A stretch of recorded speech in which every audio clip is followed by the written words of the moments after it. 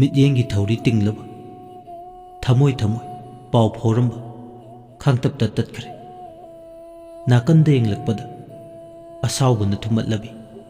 ꯈꯣꯏꯅꯧ ꯃꯇꯥ ꯂꯥꯡꯂꯦꯟꯅ ꯃꯃꯤꯠ ꯃꯅꯥ ꯁꯪꯗꯣꯛꯇꯨꯅ ꯃꯉꯣꯟꯗ ꯍꯤꯡꯆꯥꯕꯤꯗꯧꯅ ꯆꯥꯗꯧꯈꯩ ꯃꯨꯟꯅ ꯌꯦꯡꯂꯝꯕꯗꯣ ꯎꯕꯗ ꯉꯛꯈ꯭ꯔꯦ꯫ ꯉꯁꯤ ꯐꯥꯎꯕꯗ ꯃꯥꯒ ꯃꯇꯝ ꯆꯥꯡꯅ ꯂꯣꯏꯅ ꯇꯤꯟꯅꯔꯛꯄꯁꯤꯗ ꯑꯁꯤꯒꯨꯝꯕ ꯃꯤꯆꯩ ꯊꯤꯕꯗꯧꯅ ꯇꯧꯕ ꯃꯥꯟꯕ ꯌꯋꯥ ꯈꯣꯟꯐꯝꯗꯤ ꯃꯥꯈꯛ ꯇꯥꯗ꯭ꯔꯤ꯫ ꯉꯁꯤꯒꯤꯁꯤꯅ ꯑꯍꯥꯟꯕꯅꯤ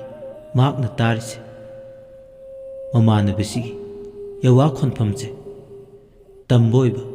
ꯄꯥꯈꯪ ꯑꯅꯤꯗꯨꯒꯤ ꯃꯃꯥꯡꯗ ꯏꯀꯥꯏꯕ ꯐꯥꯎꯏ꯫ ꯑꯁꯨꯝꯅ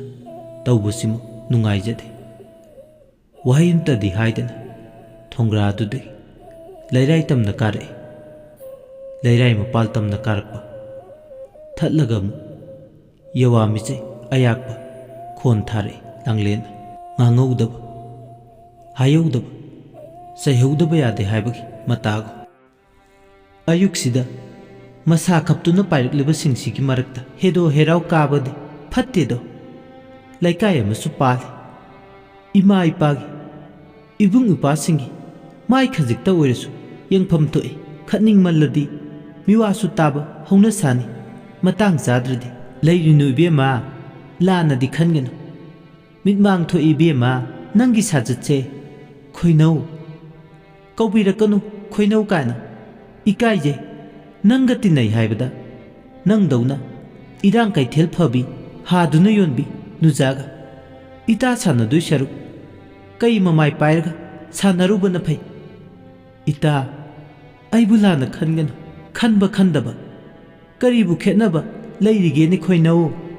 ꯋꯥ ꯃꯈꯥ ꯇꯥꯕ ꯉꯝꯖꯗꯦ꯫ ꯂꯨ ꯇꯣꯡ ꯄꯨꯝꯕ ꯏꯀꯥꯏꯕꯅ ꯂꯥꯛꯍꯜꯂꯦ꯫ ꯀꯌꯥꯃꯨꯛ ꯂꯥꯟꯈ꯭ꯔꯕ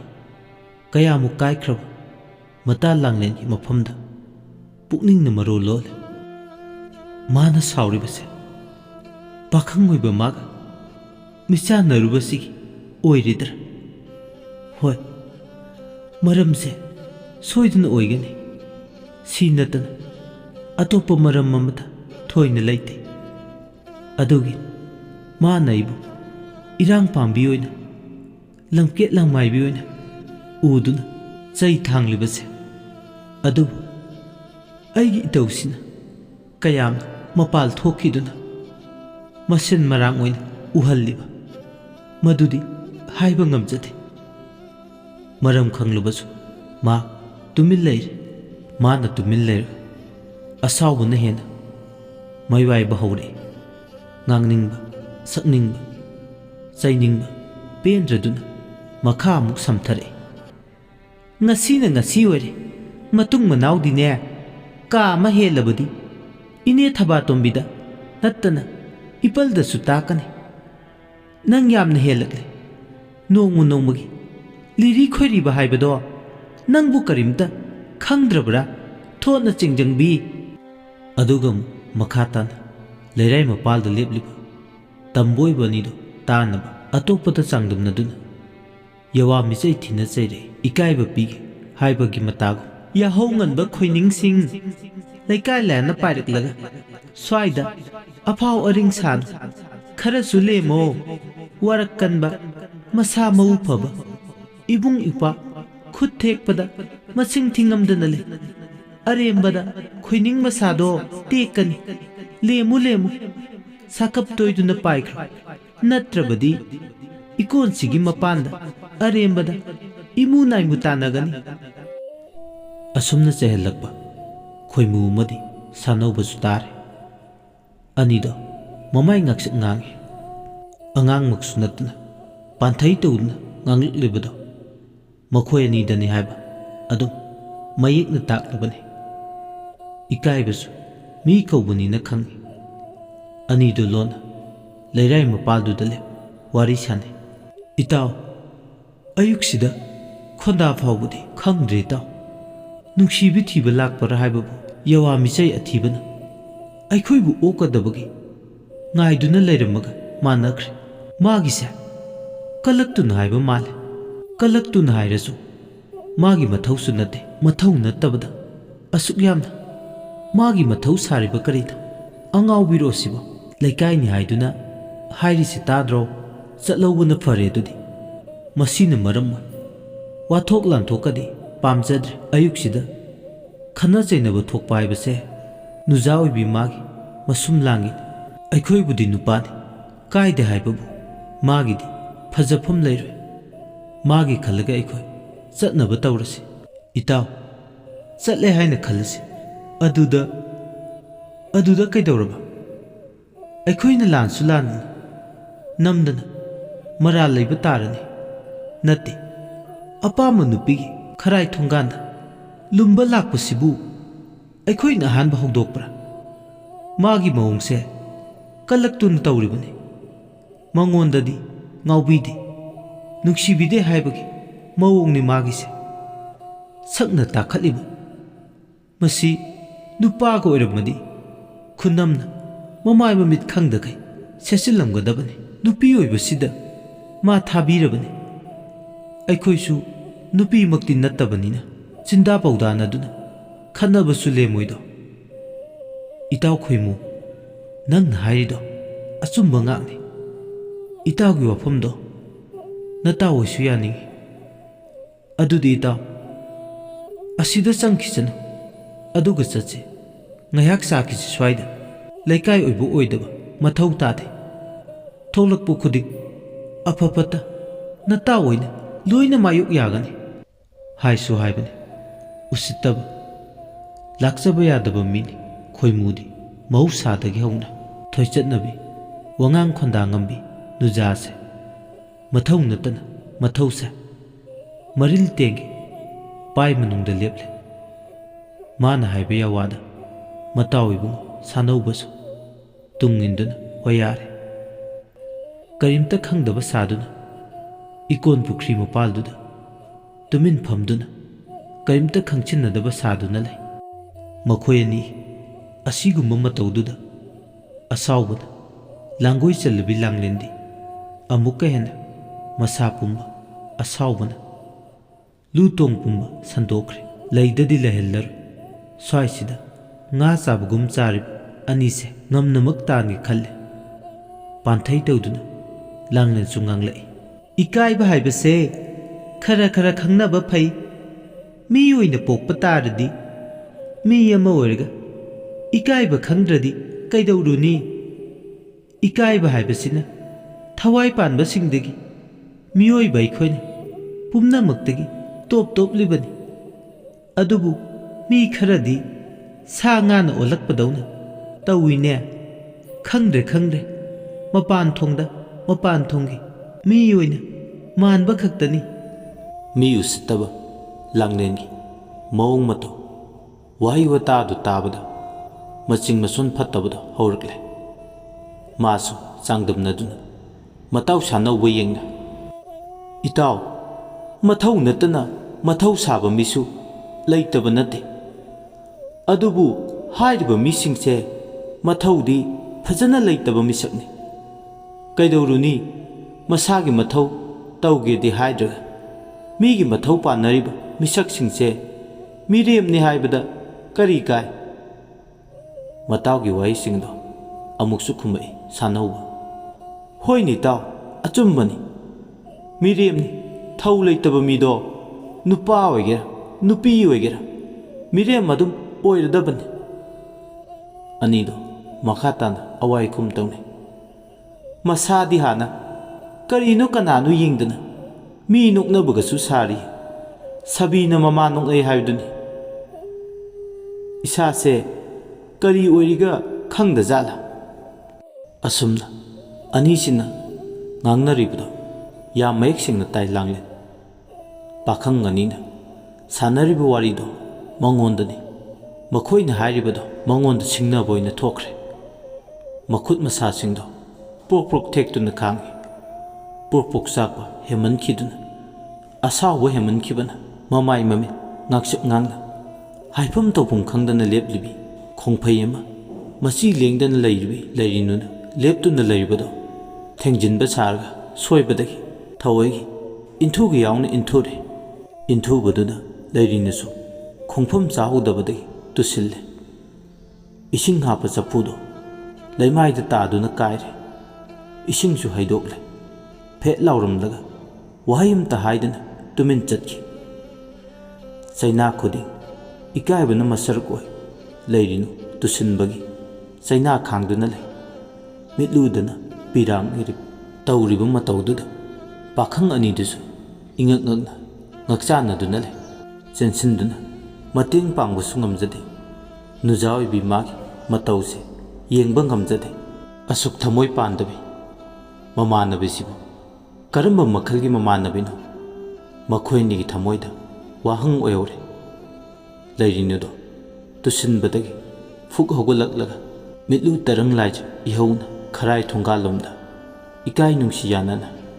mafisu chole tawribado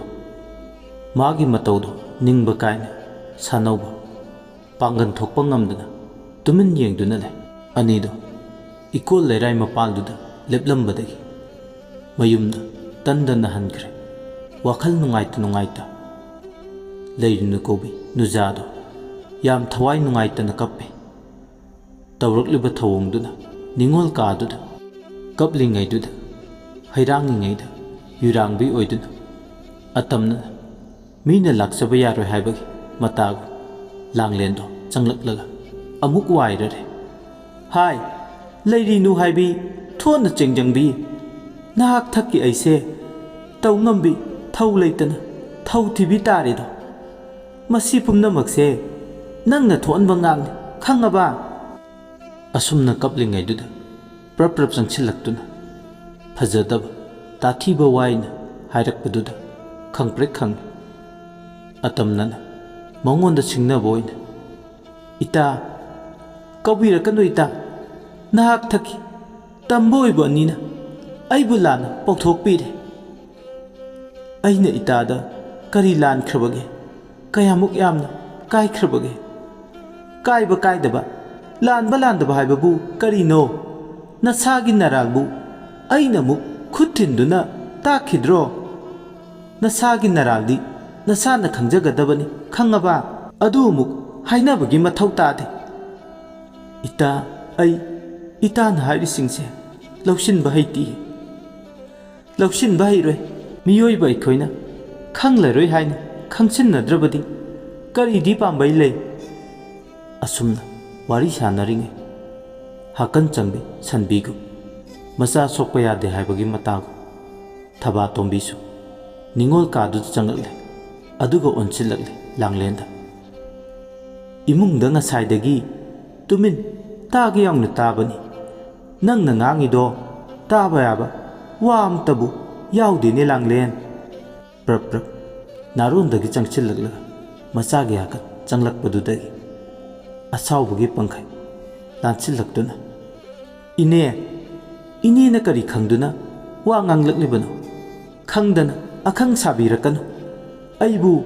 wa yamna ngangbi tahanbinu ahal marai mahenbi angang ahal sabi langleni ngamnaba masu khumai ingna ngangnarambadagi khonkan khannare sangkannare hai langlen ine na yawba yawdaba haibabu karino nangna isa leirinuda ngangba wangang sangangdo henmalli haibani sibu aina ngangningduna ngangba manbra magi mawong matawsina namduna nganghalliba nakhoi anise ngarang han khakta tinarakpa nattedana pukchel khoijal khangna tinarakpa ngangni aduga ngasina mitop amada sizinnagadaba wangang sangangdo kaidawbugi sizinnari madudi nacha nupi lamket pisigi sajat lechachina haiba taba nupa na uba yade hengo yamna law ikai hangoina hek hairabada nupa nada ithak irang tawba hai langlen ngangningi haiduna nachinnari kengadaba wangang sangangdo ngangadu ai mamane ichana tawba sajat lechat ai khangi noksaningi inigi watasidi leirinu sibu inen hek poksaba I matumdagi oirakhiba icharo michani micha haurakphum khangdabi kawirabra inebo langlen वा मखा तागनु इचाबु योनगनु इचाबु mama आइनु पोक्चबु नते कनाना हाय नंगुंबा ngarang nahangi ngakha amana ima ichagi leinariba mari sida wahang hangadaba natik nate khangaba yari bema chalauro natrabadi ngasigi numitida nangi phajapam suklai hek lairoi chalauro ine lamlan bisigidama aibu yumsidagi chatlo haiduna nachinduna tanba ngamlabani ko yari yari तानिंग्रे मखा तारनु नंगनने आइगी इचागी थाक यौबा ngamgadab nate phai phai ini na tandrabsu adu khonti thokna ai chatkhige adubu ine simadi khangjinba phai kai macha chaunu bayoklaga mapu sai haiba simadi kaubigana asi hairamla nungchitki mang thana thuna yangna thokre mama masani do punna kapmine wakhalna pumangnarbi thamoi kairbi masa ningolgi pukning wakhalbu themjinbiri asumna numit sima hoki numit humni gi matungni kumsi kumjadi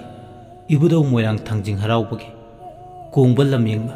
sabal lam thokpa lai lam thokpa tarame lairinu lam thokpa yahonnaba fijet leiteng tawduna pale mama sakpi thaba tombina puduna lai amuk han nahanum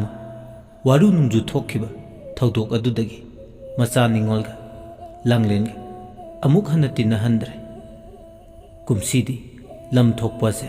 lairen khunbilo lamle phagak chau ikhai yorom daida leiba laithen haina khangnaba mafam duda lam thokadoribani haujikti lam thoknaba laibung thong mapal gi dolai lai nura tarit ki dolai madi singu thangjing gi dolai masing sun masa manai ba singaloinana sarik sumjau paiba amai bi sapai bi sarik ki pena seibana pena ku haujikti harau mathoika isai saktuna nokna laithen yongna ba chali ta haure amaibi samandong ta haure khul haure maibi gi sambang khul haure ta haure maibi gi sengau ta haure khul haure maibi gi sengau khul haure maraktuda pena se chakpaga amaibi ga awai khum tongna dun nok tuna isai saktuna challe asuki matik nungaiba kongbal lamyengba numit ama haibado oikre ngasi gi numit che khutta sempot lai pot pai khoyum magi thagal tawbado ngasi na hen nungai badau na phawi kege ningol obising paring sana lengliba paring aduda masu yauri ngasi di langlen ga magasu pundre mamai bema thaba tombina pulandre magi wakal nungai tanab pungning handakadaba thabak amata mamana magi mafamda thohanningdre nungthilgi matamduda ningthijaraba laithen hairiba mafamduda singu oibana masa manai singaloinana dolai lingda tongduna khongdoirakpana yaure haujikti amaiba singna dolai singado mafam chaba yenglaga mayon namada soifada liglam amada kaifadana thamme moirang themkulukwi lairembi pithraibi dolai thamliba mapadugi oiro lairinusu khutta sempot lai pot pai asangba napi takta pairiba posakto tadanaba yam cheksinna phamme lamsang lakpagi wabane thangjing chingmaidagi sijallakpa nukchitna yaibada lamsang lakpagi awa huijung langamudusu pungphak hekphaki tauribado warisigi yankhai manga suba tangka miyam da khudol tamjakre adom na warise tabiraga adom gi modado comment da thambiram amadi channel subu nuksibiduna like share subscribe to bu kaubigan lochilakpada ma'am ikok non amuka na khurumjari